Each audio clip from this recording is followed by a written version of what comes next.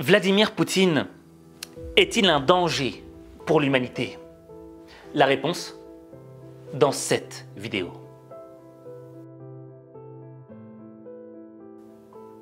Ce qu'il se passe aujourd'hui en Ukraine, cette invasion de l'armée russe, j'ai l'impression que c'est du déjà vu.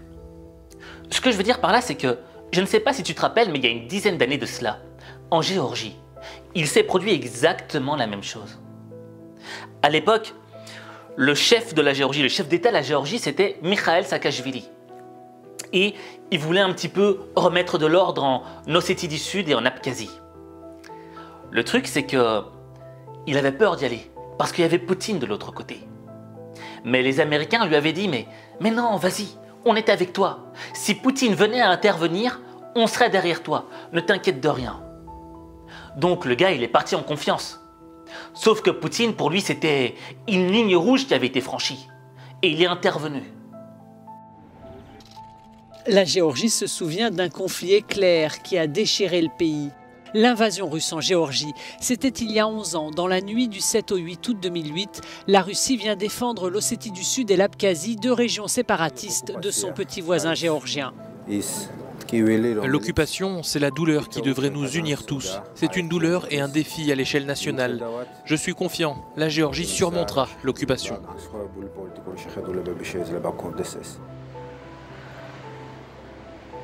Cette occupation dont parle le Premier ministre, c'est celle des forces russes, qui sont toujours présentes dans les deux provinces rebelles.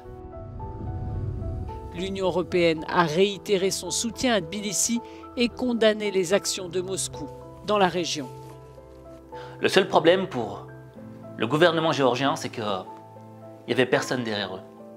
Les Américains n'étaient plus là. Et j'ai l'impression que c'est un petit peu la même chose qui s'est reproduite avec l'Ukraine. Tu vois, j'ai l'impression qu'on a poussé l'Ukraine vers le Donbass. On leur a dit, mais allez-y, récupérez le Donbass, c'est à vous, et on sera derrière vous. Et au moment où ils sont partis et que Poutine est arrivé, il n'y avait plus personne derrière les Ukrainiens. Et aujourd'hui, ce que tu vois, c'est Zelensky dans les rues en train de dire « Aidez-nous, intégrez-nous dans l'Union européenne, on a besoin de vous ». Без вас Україна буде самотня. Ми довели свою силу, довели, що ми, як мінімум, такі самі, як ви. Доведіть, що ви разом з нами, доведіть, що ви нас не відпускаєте, доведіть, що ви дійсно європейці. І тоді життя переможе смерть, а світ – темряву. Слава Україні!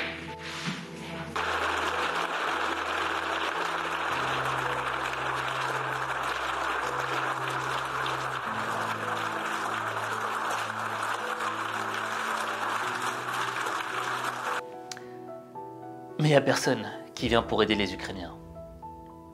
Si, il y a quand même quelque chose. Il y a des sanctions. Apparemment, la FIFA a sanctionné la Russie et ils ne participeront pas au prochain Euro et à la prochaine Coupe du Monde. Je veux dire, ça met un stress à Poutine, ça, tu vois. Là, je pense que Poutine est en train de dire à ses gars, « Oh, les gars, on arrête tout, on rentre. Non, non, non, on rentre, parce qu'on ne pourra pas jouer la prochaine Coupe du Monde, les gars. » Poutine, au fait, les sanctions, il leur fait pipi dessus. Parce qu'un jour, il a expliqué c'était quoi le vrai sens d'une sanction, lorsqu'il parlait des sanctions qu'on avait appliquées sur la Corée du Nord. Те, кто пытается разговаривать с Северной Кореей с позиции силы, укрепляют северокорейский режим. Вот все говорят о необходимости дальнейшего усиления санкций в отношении Северной Кореи. Но эта Северная Корея небольшая страна, она живет в условиях этих санкций уже десятилетия. И что? Вот смотрите, в 2001 году, по-моему, в 2001 по дороге в Японию, я был в Северной Корее и встречался с отцом нынешнего лидера. Он мне тогда еще сказал, что у них есть атомная бомба. Ну да. И больше того, сказал, что мы с помощью достаточно простых артиллерийских систем легко достанем до Сеула. Это было когда? В 2001 году. Сейчас 2017, страна живет в условиях постоянных санкций. Вместо атомной бомбы у них теперь водородная. Вместо простейших артиллерийских систем теперь ракеты средней дальности. 2700 километров, а то и больше, уже 5000. Что изменилось? Разве это путь, который способен решить проблему? Да нет. Мы же видим, что происходит совсем все наоборот. А ведь был момент, когда, в принципе, с Северной Кореей договорились. Договорились, и она взяла на себя определенные обязательства. Прекратить военные ядерные программы. Нет, надо было буквально там через неделю заблокировать счета северокорейских банков. Потому что кому-то показалось, что те обязательства, которые Корея Северная на себя взяла, слишком малы. Они могут и должны сделать больше. Но договорились-то именно о том, о чем договорились, а не о чем больше. Зачем надо было их провоцировать? Они тут же вышли из всех договоренностей окончательно и начали развивать свою ядерную и ракетную программу. И теперь мы имеем то, что есть. И водородные бомбы вместо атомной, и ракеты еще, кроме артиллерийских систем, в том числе систем залпового огня, которые бьют на 60, минимум на 60-70 километров, и неизвестно, где они зарыты у них там, и где спрятаны. Поэтому просто вот эта воинственная риторика, она опасна. Давайте совсем уж прямо скажем. Можно нанести глобальный обезоруживающий удар? Можно. Достигнет он цели? Неизвестно. Потому что наверняка никто не знает, где и что, никто не знает, где и что у них есть. На 100% никто не знает. Это закрытая страна. Вот и все. Вот вам ответ. А нужна тогда эта риторика? Я думаю, что нет. Donc, si tu es chef d'État et que tu es conscient qu'en réalité, mettre des sanctions à Vladimir Poutine et à la Russie, c'est un petit peu comme prendre une boule de plume et de la jeter en pleine face de Poutine, pourquoi tu le fais?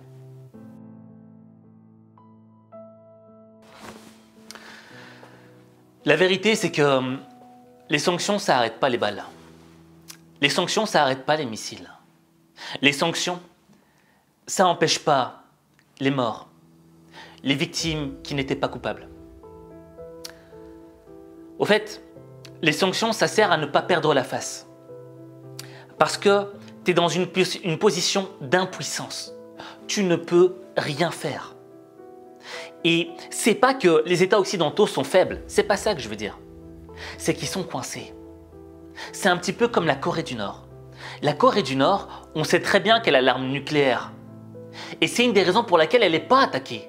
Pourtant, en termes de PIB, elle vaut rien. Je veux dire, en termes de puissance générale, la Corée du Nord, c'est rien. Pourtant, il n'y a personne qui peut l'attaquer. Il n'y a personne qui peut se permettre d'essayer d'attaquer.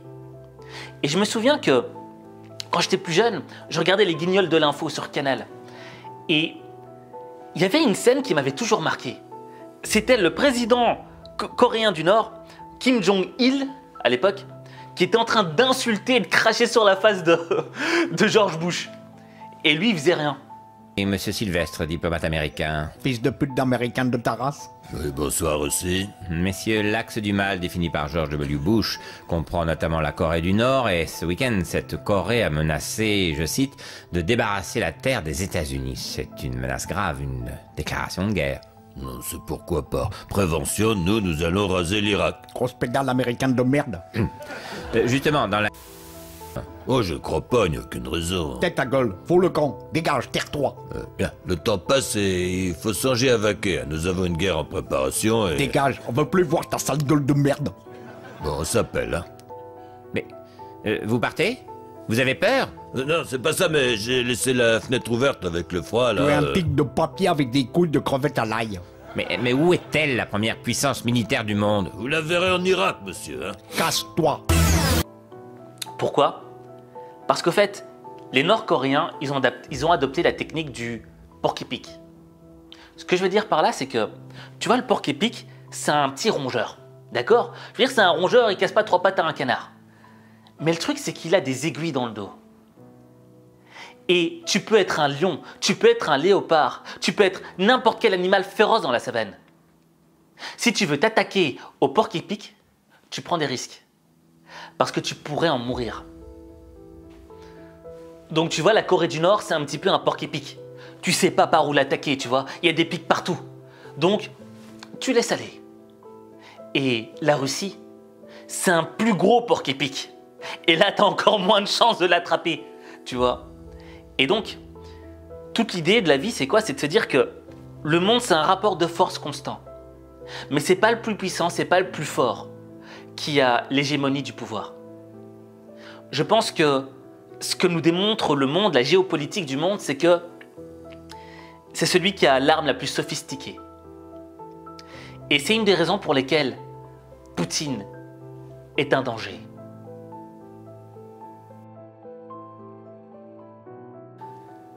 Tu vois, là, Poutine, il est chaud. Il est chaud et il a dit à son ministre de la Défense de sortir les armes nucléaires. Уважаемые коллеги, вы видите, что западные страны предпринимают не только недружественные действия в отношении нашей страны в экономической сфере, я имею в виду нелегитимные санкции, о которых все хорошо знают, но высшие должностные лица ведущих стран НАТО допускают и агрессивные высказывания в адрес нашей страны. Поэтому приказываю министру обороны и начальнику генерального штаба перевести силы сдерживания российской армии в режим, в особый режим несения боевого дежурства. Alors moi, les armes nucléaires, je pense à quoi? Je pense directement aux bombes qui ont frappé Hiroshima et Nagasaki au Japon. Mais apparemment, il a une arme encore 100 fois plus puissante, même plus encore, qui s'appelle Satan II. Expliquez-nous, Rémi. Vladimir Poutine a annoncé hier qu'il mettait en alerte la force de dissuasion nucléaire russe. Quelle menace représente aujourd'hui l'arsenal nucléaire russe? Eh bien, c'est tout simplement le plus grand arsenal nucléaire du monde devant les États-Unis. Les Russes possèdent, d'après les experts, plus de 6000 ogives nucléaires. Alors là-dedans, il faut faire le tri. Il y a des ogives qui, en fait, ne sont pas opérationnelles, qui sont en réserve, qui sont en fin de service. Mais même si on regarde uniquement les ogives opérationnelles, ce qu'on appelle les ogives déployées, ça reste colossal. La Russie en possède plus de 1600 têtes nucléaires prêtes à être lancées depuis le sol, depuis un sous-marin ou depuis un avion. Alors les États-Unis en ont un peu plus, mais les deux pays ont augmenté leur arsenal l'an dernier. Ils s'étaient mis d'accord en 2010 sur une limite à ne pas dépasser, mais ils s'approchent de cette limite. Et surtout, depuis 10 ans, la Russie a largement modernisé son arsenal. Elle a dépensé énormément d'argent pour ça. Et d'ailleurs, l'OTAN le disait encore récemment, dans le domaine nucléaire, la Russie impose désormais des défis d'un genre nouveau. C'est-à-dire, ce sont des missiles encore plus puissants? Oui, des missiles que Vladimir Poutine présente fièrement lui-même ces dernières années, notamment celui qu'on surnomme Satan II. C'est l'OTAN qui le surnomme comme ça. Satan II, c'est le plus gros missile nucléaire intercontinental jamais conçu. Un missile qui peut frapper à plus de 10 000 km et qui peut détruire un territoire grand comme la France ou comme le Texas. C'est ce que disent en tout cas les autorités et les médias russes. Il faut se méfier évidemment des annonces de la communication. Mais d'après l'OTAN, la Russie travaille effectivement sur de nouveaux types de missiles, en particulier des missiles hypersoniques, c'est-à-dire des missiles qui volent à une vitesse extrêmement élevée, à une faible altitude et qui en plus peuvent manœuvrer en vol, ce qui les rend très difficiles à tracer pour l'adversaire. Alors ces missiles sont aujourd'hui en phase de test, mais ce qui est sûr, c'est que la Russie possède déjà des armes extrêmement puissantes, beaucoup plus puissantes que celles qui avaient frappé Hiroshima ou Nagasaki, et certaines de ces armes sont en position de frapper l'Europe. C'est pas tout à fait rassurant votre chronique, j'avoue. La situation est chaude. Je veux dire, il y a de quoi s'inquiéter, parce qu'on est en plein dans la zone qui va se faire peut-être sataner. Tu vois ce que je veux dire? Mais par rapport à Vladimir Poutine, il y a un passage médiatique qui m'a marqué. C'est celui-là. Вы предлагаете начать переговорный процесс? Нет, я... Или признавать суверенитет их? А я Говорите прямо. Я поддержу предложение о признании... Поддержу или поддерживаю? Говорите прямо, Сергей. Поддерживаю предложение... Так и скажите, да или нет? Да.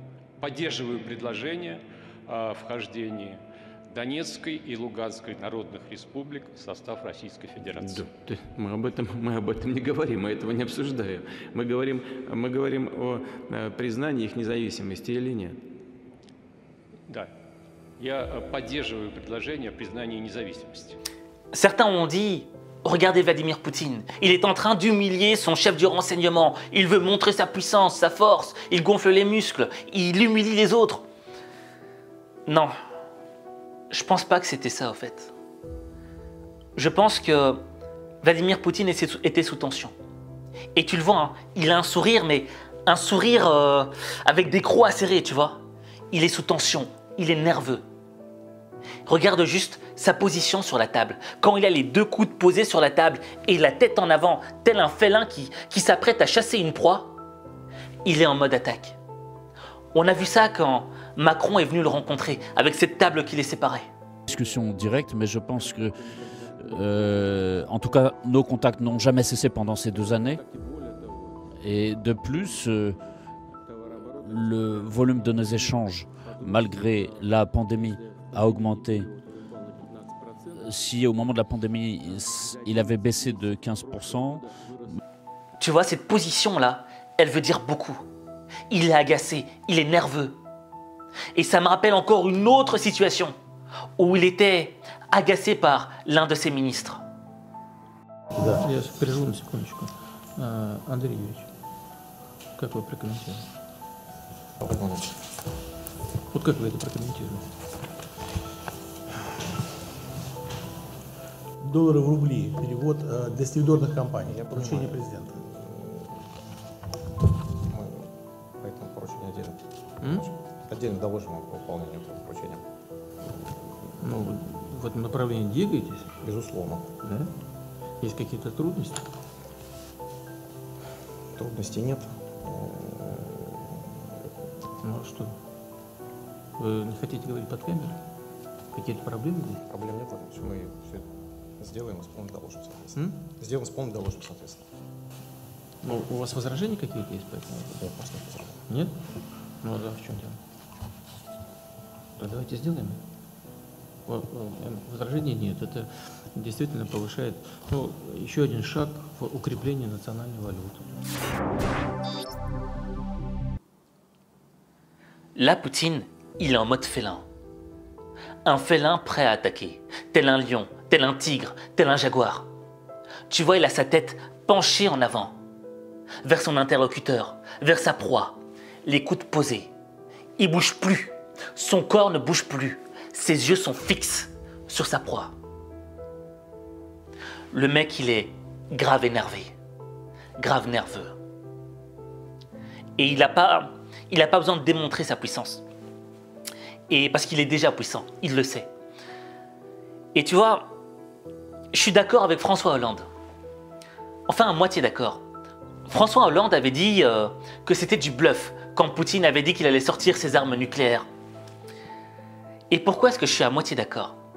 Parce qu'à un moment, on avait posé la question à Vladimir Poutine. On lui avait dit, est-ce qu'il y a un risque de 3e guerre mondiale? Et voici ce qu'il avait répondu. Et y a-t-il une menace d'une 3e guerre mondiale?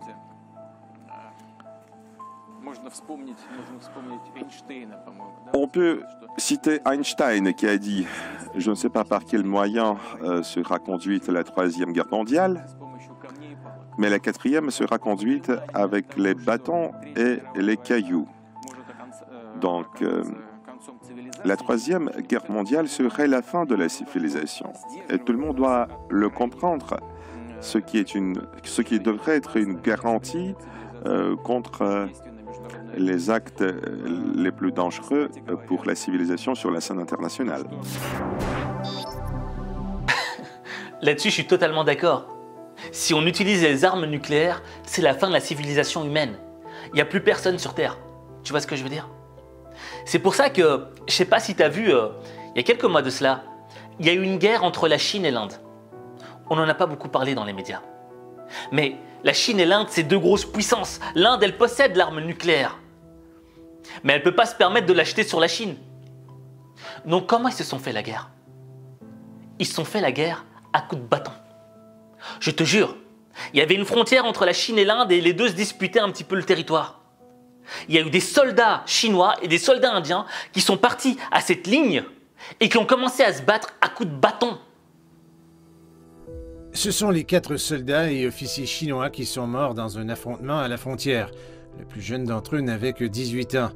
La Chine les a honorés ainsi qu'un officier blessé avec des mérites de première classe et une reconnaissance en tant que héros. L'affrontement a eu lieu en juin 2020 lorsque des troupes étrangères sont entrées du côté chinois de la ligne de contrôle réelle. 2 mois plus tôt, les troupes étrangères ont violé les accords conclus entre les deux parties, tentant de changer le statu quo en construisant des routes et des ponts à la frontière. Ils ont également traversé la frontière du côté chinois pour installer des tentes.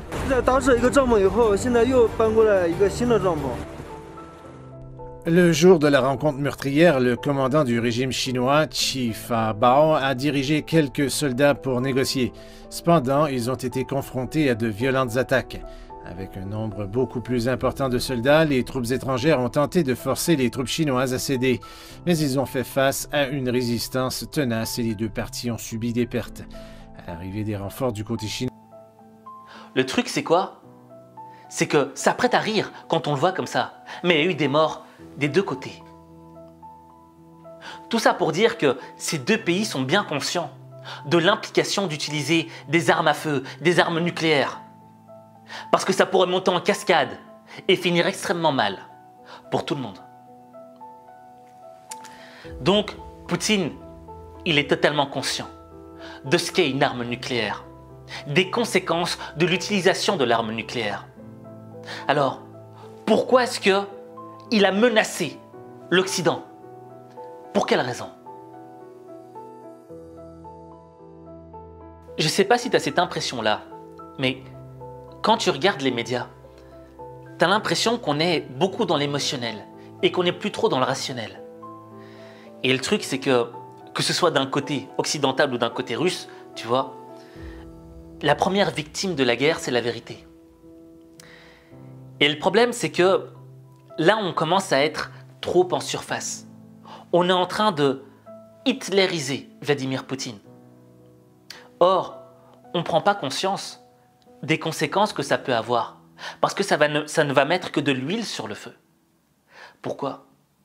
Parce que tout d'abord, ce qu'on oublie de dire, c'est que les Russes ont perdu des gens à cause de la guerre face à Hitler.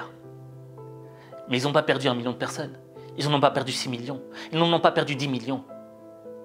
Il y a eu 20 millions de morts parmi les Russes lors de la Deuxième Guerre mondiale. 20 millions. 20 millions, c'est quoi? C'est tu prends la Belgique, tu tues tout le monde. Et une fois que tu as tué tout le monde, tu rajoutes encore 10 millions de personnes. Et tu tues une deuxième fois tout le monde.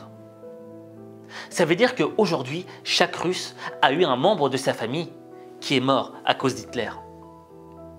Poutine, les parents de Poutine, ils ont vécu la famine. Ils ont vécu la famine à cause de cette Deuxième Guerre mondiale. Et ils en ont même perdu un enfant. Donc Poutine, quand tu lui dis Hitler, sachant qu'il a peut-être perdu un frère, quel effet ça va avoir sur lui? Il va encore avoir plus de détestation pour l'Occident. Donc tu vois, cette idée de mettre de l'huile sur le feu, d'être trop dans l'émotionnel, c'est pas bon. C'est contre-productif. Ce qu'il faut, c'est rentrer dans le rationnel et essayer de comprendre avec des lunettes rationnelles pourquoi est-ce que Vladimir Poutine nous menace. Pour quelle raison? Quand tu regardes les choses de manière logique, tu vois que la guerre en Irak, la guerre en Libye, la guerre en Afghanistan n'a pas été gagnée par les plus puissants. Je veux dire, aujourd'hui en Irak, est-ce que l'Amérique a remporté la victoire? Je ne pense pas. En Afghanistan, ils se sont retirés.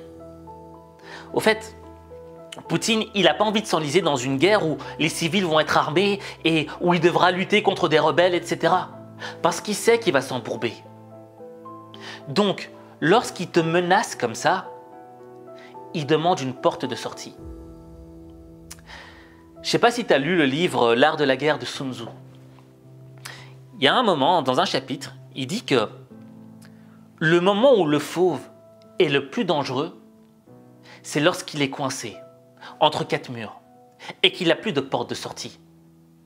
Là, il va sortir ses dents, il va sortir ses griffes, il va tout faire pour s'en sortir jusqu'à la mort.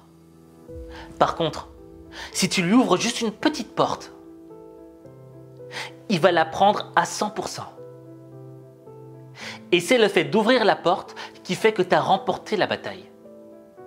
Parce que premièrement, personne des deux n'a été blessé et c'est le fauve qui a pris la porte, pas toi. Donc personne dans ton armée n'est blessé. Et donc tu vois, Vladimir Poutine, pourquoi il est si agressif? Pourquoi il est si dur? Parce qu'il est au pied du mur. Parce qu'il sait ce que va coûter cette guerre. Parce que politiquement, ça va lui coûter. Parce que les Ukrainiens, ce sont des peuples, c'est un peuple frère des Russes. Je veux dire, ils ont des familles en commun. Politiquement, ça pourrait lui coûter. Donc, c'est la raison pour laquelle, tu vois, toi-même dans ta vie, tu dois faire en sorte de ne pas être habité par l'émotion lorsque tu vois quelqu'un être en mode rage, en mode haine. Tu dois mettre les lunettes rationnelles, les lunettes de la logique et essayer de comprendre le comment du pourquoi. Et quand tu arrives à comprendre ça chez l'humain, c'est toi qui remportes la bataille. Alors tout ce que je viens de te dire là, ne le prends pas pour argent comptant. Pour moi, c'est une analyse, c'est mon impression, mais ce n'est pas une vérité. Ce n'est pas la vérité. La vérité, c'est la première victime de la guerre. D'accord? Et même moi, je ne sais pas où est la vérité dans le fond. Mais ce que je remarque, c'est que là, tu vois, le monde en ce moment, il est trop dans l'émotionnel. Tu vois, on est trop dans l'émotionnel et on ne cherche pas à comprendre les causes, ce qui a amené au point où est-ce qu'on en est arrivé aujourd'hui. Or, pour pouvoir désamorcer cette bombe, il faut revenir à la source. C'est à la source qu'on trouve les solutions. Et tu vois, pour moi, cette situation, c'est une vraie leçon de vie. Aussi dramatique qu'elle soit, c'est une vraie leçon de vie. Parce que cette situation démontre que lorsque tu es dans l'émotionnel, tu n'es plus piloté par le rationnel. Et tu peux faire n'importe quoi. Ce que je veux dire par là, c'est que peut-être que tu es entrepreneur, tu es manager, tu vois, ou tu vas amener à être manager, ou même président. Je sais qu'il y a le futur Obama qui nous regarde, et c'est peut-être toi. Et le truc, c'est que tu vas faire face à des gens qui, émotionnellement, vont aller trop loin à un certain moment. Mais tu dois comprendre que quand une personne va trop loin dans la menace, dans l'attaque, alors qu'elle ne devrait pas réagir comme ça, c'est qu'elle a l'impression d'être au pied du mur. Et si toi tu commences à l'attaquer, la taper encore plus, elle va sortir les griffes. Et dans le fond, ça va créer une situation conflictuelle très grave. Et personne ne va en sortir gagnant. L'idée de la vie, c'est quoi? C'est d'essayer de maîtriser ce côté émotionnel, de le mettre de côté et d'être piloté par le rationnel. Parce qu'il n'y a que les gens qui sont pilotés par le rationnel qui trouvent des solutions. Quand tu es piloté par l'émotionnel, tu es dans le stress, tu es dans la peur, tu es dans le doute. Il y a plein d'émotions, plein de choses qui passent dans ta tête. Et tu n'arrives plus à y voir clair.